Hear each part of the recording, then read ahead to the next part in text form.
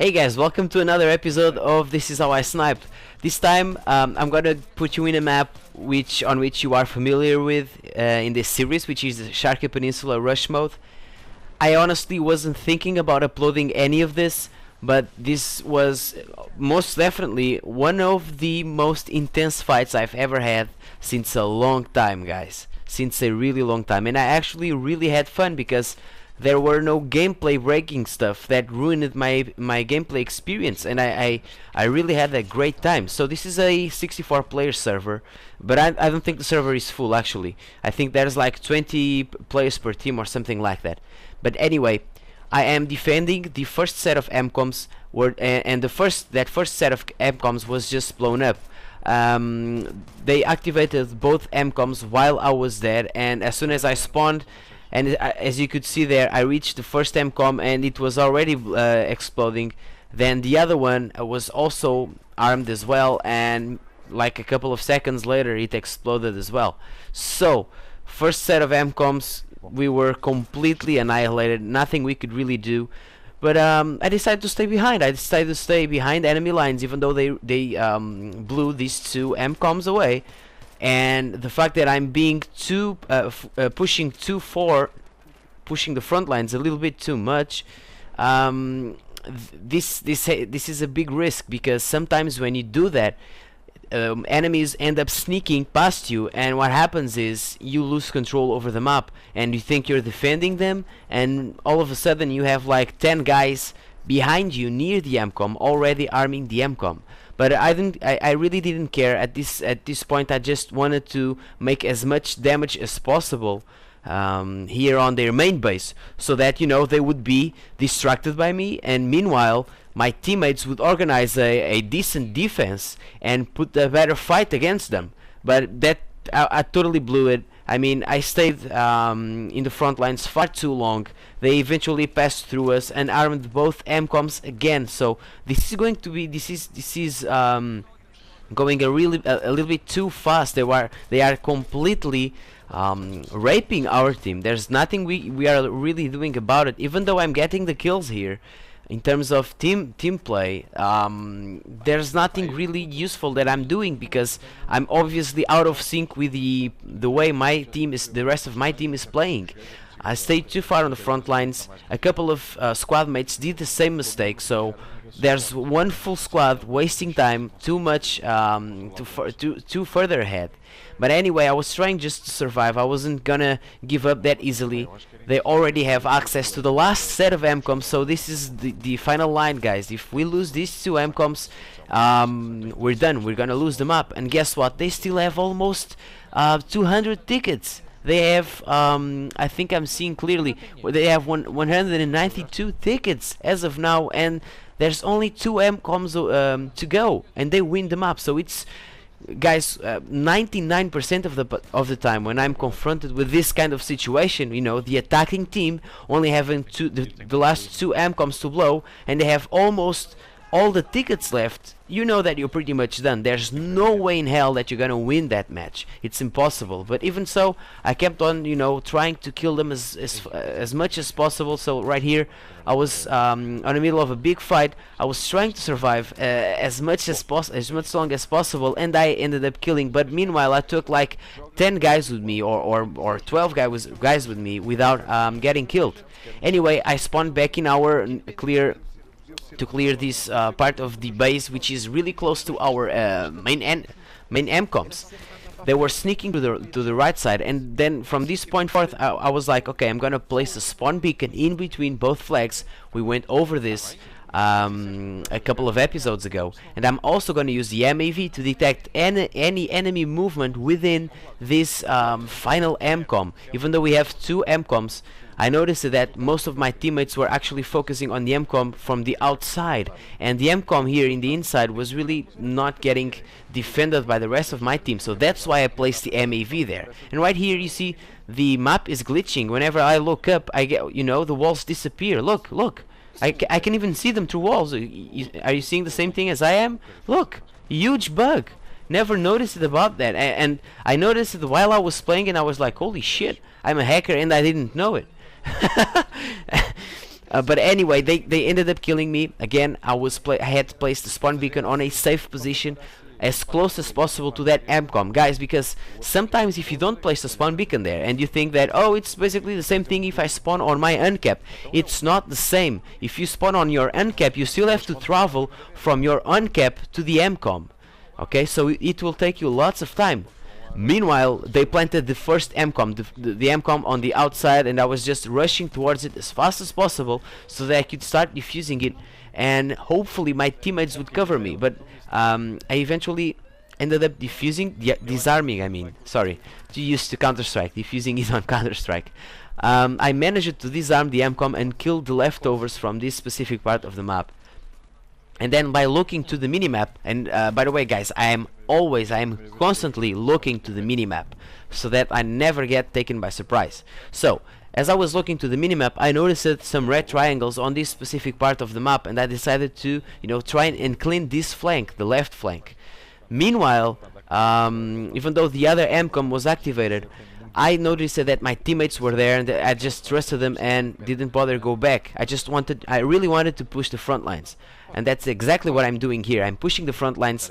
By this time I noticed that there is a recon on top of that building right in front of me, but I just can't reach it, so I might as well try and kill as much infantry as possible at this specific zone in the map. Hopefully the hit that I'm causing here will draw attention from my other teammates. Anyway, I saw that they are using the tank now, and I picked up another kit from the ground and used the javelin, but I noticed that the tank used the smoke, so no harm done. I picked up my sniper kit again, only to be killed by that sniper I was talking about. Meanwhile, I spawned on my teammate because he was closer to where the action was going on, and I decided to clean this place as fast as possible. So there you go. I killed, I think, 3 or 4 guys. I think it was just only 3. I killed those 3 guys, and they kept on pushing this specific part of the map. The left flank was really open to enemy fire, and this is why I decided to place the spawn beacon in between both flags this time. Why? Because if I use that spawn beacon, I'm gonna parachute, I'm gonna drop on a parachute, and while I'm doing that, I can manage to you know, orient my parachute in order to arrive on the inside MCOM, or I just can drop behind the enemies attacking the first one. So it's a really well placed spawn beacon. Meanwhile, I'm trying to help my team as best as possible to clean up this place. It resulted, it worked. I draw their attention here, and they eventually came here and helped me, my full squad.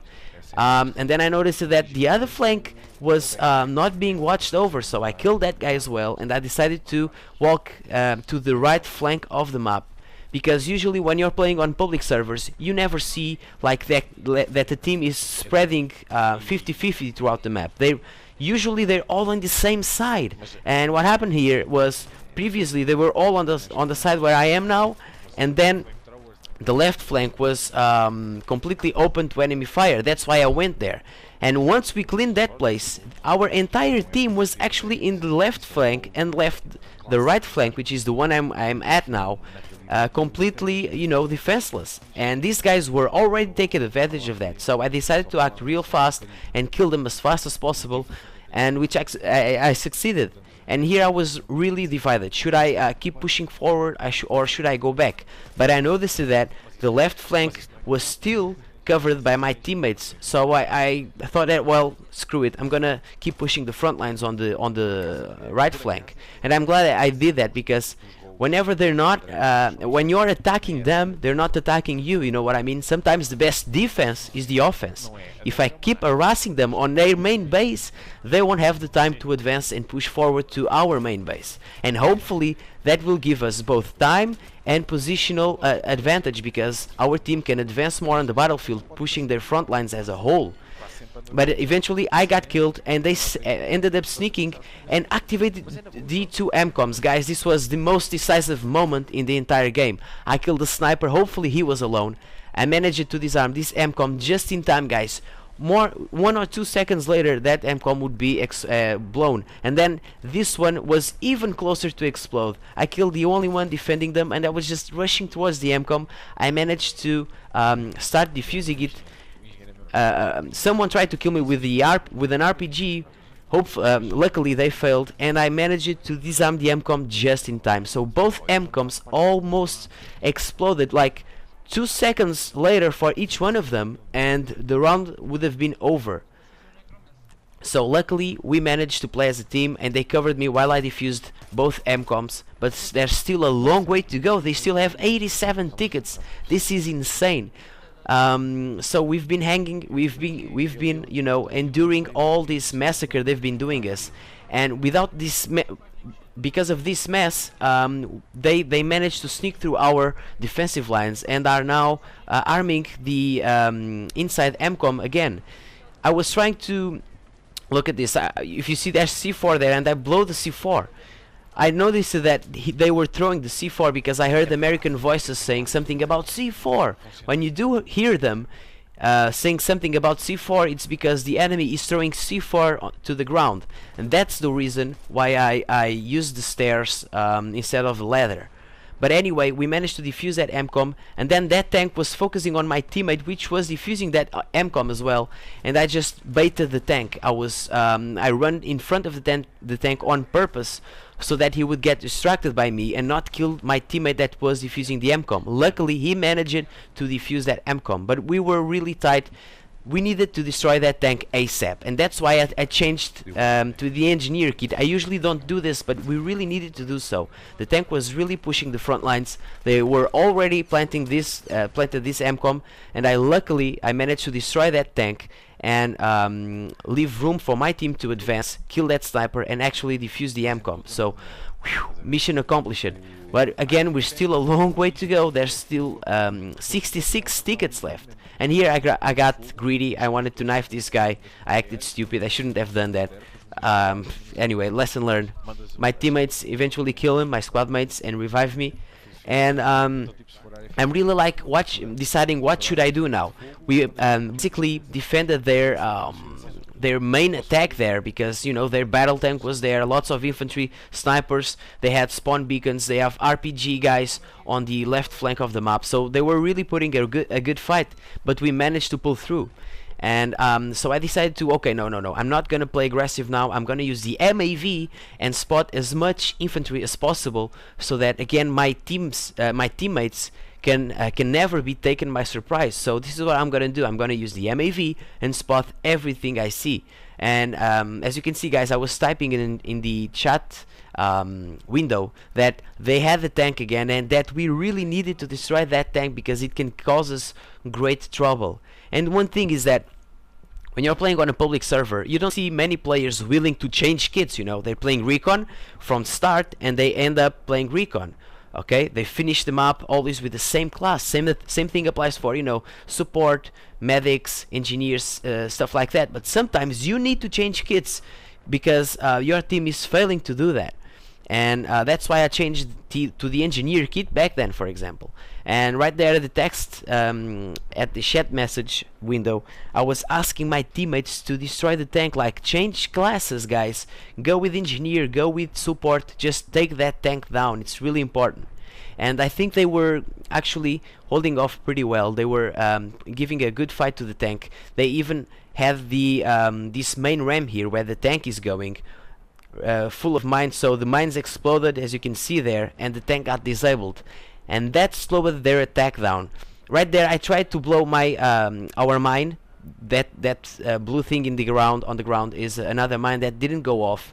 If it had gone off, the tank would have gotten destroyed, and I was like, alright, it's time for me to try and destroy that mine with my sniper rifle, because you can actually do that and hopefully cause more damage to the tank blowing it up. But I had no luck because the bullet drop the distance was too high and there was lots of bullet drop, so I couldn't really pull that off. I was immediately I immediately started getting nailed by snipers there, and I got killed and then respawned here. The sniper that killed me was actually the sniper that activated this MCOM.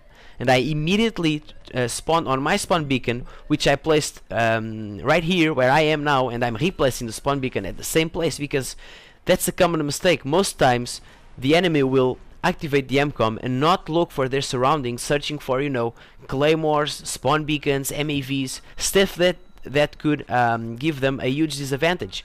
and that recon went greedy and activated the MCOM as soon as possible, and not so that, and because of that he didn't explore this room enough and didn't realize there was a spawn beacon there.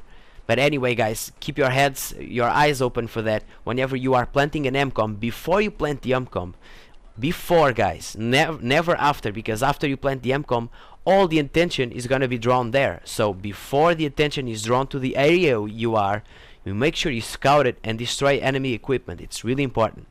Okay, meanwhile, I stopped using the MAV because they were again pushing the left flank, and I had to do something about it.